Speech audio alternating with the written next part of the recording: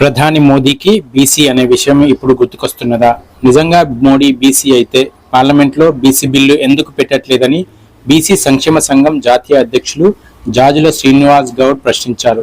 హన్మకొండ హరిత కాకతీయ హోటల్లో మీడియా సమావేశం బీసీ సంక్షేమ సంఘం వరంగల్ జిల్లా అధ్యక్షుడు వడ్లకొండ వేణుగోపాల్ గౌడ్ అధ్యక్షతన జరిగింది. సమావేశంలో సంఘం రాష్ట్ర ఉపాధ్యక్షులు దాడి మల్లయ్య యాదవ్, రాష్ట్ర కార్యదర్శి Bheemagani Yadagiri Goud, BC intellectual forum రాష్ట్ర ప్రధాన కార్యదర్శి డాక్టర్ సంగాని మల్లేశ్వర్, బీసీ కళాకారుల సంఘం రాష్ట్ర అధ్యక్షులు వరంగల్ శ్రీనివాస్, బీసీ యువజన సంఘం ఉమ్మడి జిల్లా అధ్యక్షులు పాండవుల సురేష్, బీసీ మహిళా సంఘం రాష్ట్ర వర్కింగ్ ప్రెసిడెంట్ మాదం పద్మజాదేవి, బీసీ మహిళా సంఘం రాష్ట్ర ఉపాధ్యక్షురాలు తమ్మెల శోభారాణి, బీసీ మహిళా సంఘం జిల్లా అధ్యక్షురాలు మాడిశెట్టి అరుంధతి, జిల్లా నాయకులు తెల్ల సుగుణ, కిషోర్, డాక్టర్ రాము, అరుణ, బూరుగుల ప్రమోద, మానస తదితరులు పాల్గొన్నారు. నిన్న బీహార్ రాష్ట్రం సందర్భంగా గౌరవ ప్రధానమంత్రి నరేంద్ర మోదీ గారు బీహార్ రాష్ట్రంలో మహిళలను ఉద్దేశించి వారు ఒక ఉపన్యాసం ఇవ్వడం జరిగింది. వారు ఏమంటారు? నరేంద్ర మోదీ గారు నా తల్లిని కించపరిచారు, నా తల్లిని అవమానించారు, బీసీ బిడ్డలు పరిపాలించడం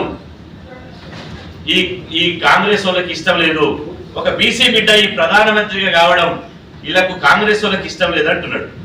నేను అంటున్నా, ప్రధానమంత్రి తల్లి గారిని ఒకవేళ ఎవరు అవమానించినా దాన్ని మేము పూర్తిగా ఖండిస్తున్నాం, ఆ సంస్కృతిని వ్యతిరేకిస్తున్నాం.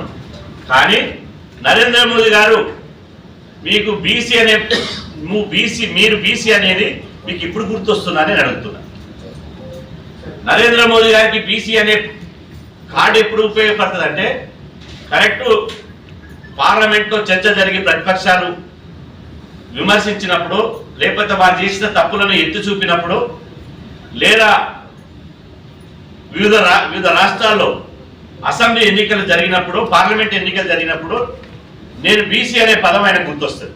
మిగతా సమయంలో ఆయన గుర్తు రాదు. నిజంగా మీరు బీసీ అయితే బీసీ రిజర్వేషన్ల బిల్లుకి ఎందుకు ఆమోద ముద్ర వేయండి?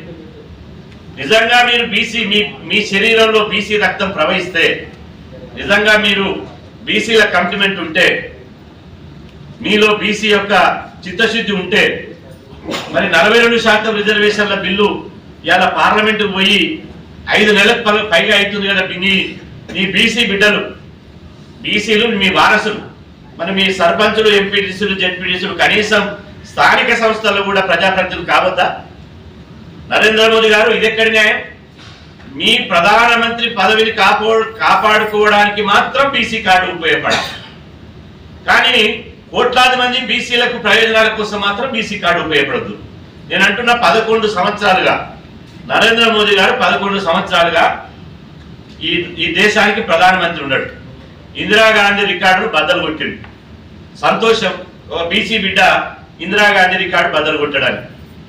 రేపు మాకు నెహ్రూ రికార్డును కూడా బద్దలు కొట్టాడు, అందులో సందేహం ఏం లేదు. కానీ ఇంటి దీపం అని ముద్దాడితే మూతి గాలినట్టు 11 సంవత్సరాలుగా బీసీలకు, దేశంలోని 70 కోట్ల మంది బీసీలకు ఒక ప్రత్యేక మంత్రిత్వ శాఖ పెట్టిరా? లేదే.